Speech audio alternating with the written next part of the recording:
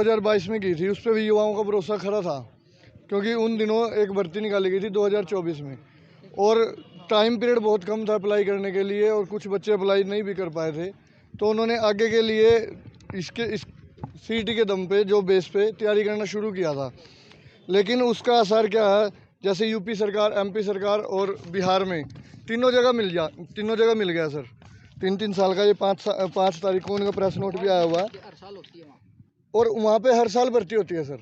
हमारा 3 साल का विलम्ब हुआ है, कारण ये है हम युवा यूपी एमपी बिहार में आवेदन कर पा रहे हैं और वहाँ पे हम जनरल कैटेगरी में काउंट हो रहे हैं, लेकिन अपनी स्टेट में हम रिजर्वेशन में भी नहीं आ रहे।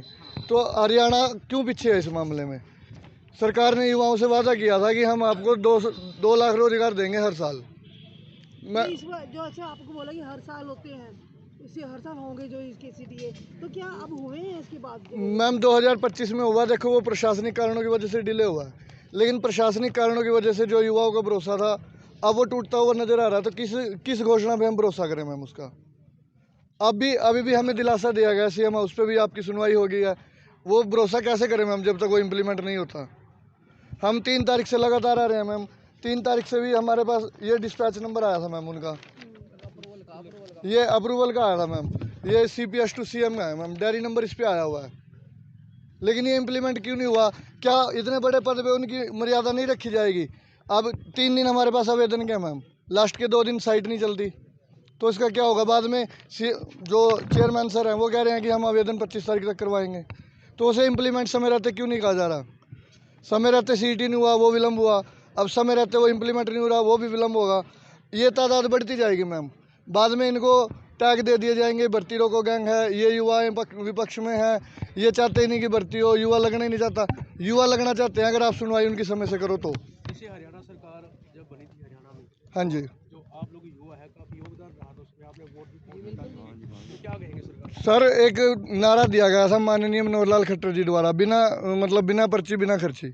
उसमें सर मोस्टली स्टूडेंट्स ऐसे हैं जो वेटिंग लिस्ट में आए हुए हैं किसी न किसी पद पे, लेकिन वो वेटिंग लिस्ट तब लगती है सर जब वहाँ पे जगह खाली हो, लेकिन उसके भरोसे हम नहीं रह सकते। हमारा दूसरा भरोसा ये था कि CET हर साल होगा, हम उसमें और ज़्यादा सक्षम तरीके से अपने आप को पेश करेंगे। और ये युवा जो है ना, ये सारे उत्तीर्ण है सर।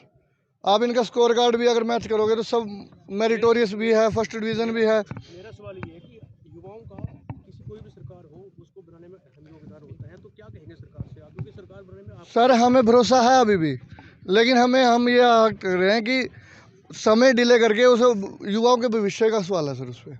अगर आप उसे डिले करोगे ना, हम लाख युवा हैं हमारे सर, 30 साल का युवा मोस्टली विवाहित होता है, उनका परिवार उनके ऊपर डिपेंड होता है। आज वो युवा आपके ऊपर डिपेंड है, तो ये 1 लाख युवा नहीं है, 1 लाख परिवार है। क्या अपील करेंगे? हम सर ये कहेंगे कि समय रहते इसको इम्प्लीमेंट किया जाए, आप पे भरोसा किया गया था उस पर खरा उतरें, वो रिलैक्सेशन दिया जाए सर 3 साल का सर।